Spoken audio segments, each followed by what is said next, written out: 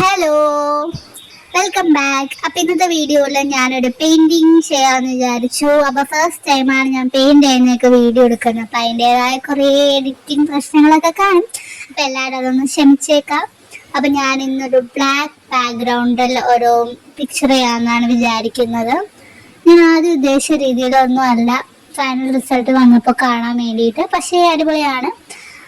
അപ്പോൾ വലിയ സ്റ്റെപ്സും അങ്ങനെ കാര്യങ്ങളൊന്നുമില്ല. പിന്നെ ഗ്ലൗസ് ഇട്ടേക്കുന്നത് എന്തിനാണെന്ന് വെച്ചാൽ ഇത് അക്രിലിക് പെയിൻ്റ് ആണ്. അപ്പോൾ നമ്മുടെ കയ്യിലോ എവിടെയെങ്കിലും ആയിക്കഴിഞ്ഞാൽ അത് പോകാൻ കുറേ ടൈം എടുക്കും. പിന്നെ ഈ ഒരു സ്പ്രേ അടിക്കൽ ലൈക്ക് കമ്പൾസറി ഒന്നുമല്ല. പ്രൊഫഷണൽ പെയിൻറ്റേഴ്സൊക്കെ പല രീതിയിലായിരിക്കും ചെയ്യുന്നത്. എനിക്ക് പിന്നെ ഇതാണ് കുറച്ചും കൂടി എളുപ്പമായിട്ട് തോന്നിയത്. ഈ ഒരു സ്പ്രേയിങ് മെറ്റീരിയൽ ഉണ്ടെങ്കിൽ കുറച്ചും കൂടി ബ്ലെൻഡ് ആകും. പിന്നെ അതുപോലെ നമ്മുടെ പെയിൻറ് അധികം വേസ്റ്റ് ആവില്ല. ഫുൾ പേജ് ഇതുപോലെ ബ്ലാക്ക് ആയിട്ട് എടുക്കുക. അതിനുശേഷം ഞാൻ വേറെ കുറേയാണ് ഈ നടുക്കൊക്കെ പ്ലാൻ ചെയ്തത്. പക്ഷേ ഫൈനലി ഞാനൊരു റെഡ് പെയിൻ്റ് എടുത്തൊരു ഡെവിൽ ഡ്രോയിങ് ചെയ്യാമെന്ന് വിചാരിച്ചു.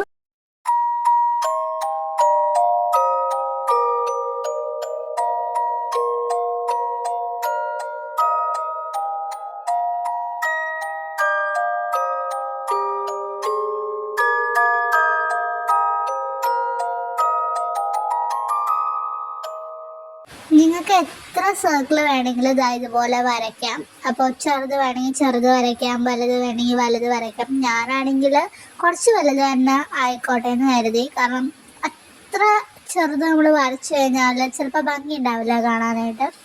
പിന്നെ എന്താ ചെയ്യേണ്ടതെന്ന് വെച്ചാൽ ഇതിനെ കണ്ണും മൂക്കും വായൊക്കെ വരയ്ക്കണം.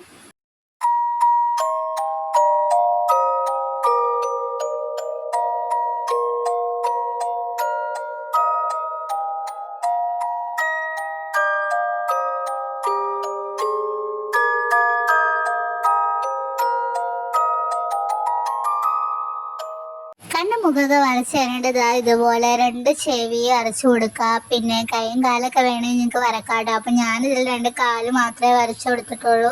കൈയും കൂടി വരയ്ക്കായിരുന്നു. അപ്പം നിങ്ങൾക്ക് എങ്ങനെയാണോ അതുപോലെയൊക്കെ ചെയ്യാം. അപ്പം നിങ്ങൾക്ക് വേണമെങ്കിൽ കൊമ്പ് ഒഴിവാക്കിയിട്ട് കൈയും കാലൊക്കെ മാത്രമായിട്ട് ആക്കാം.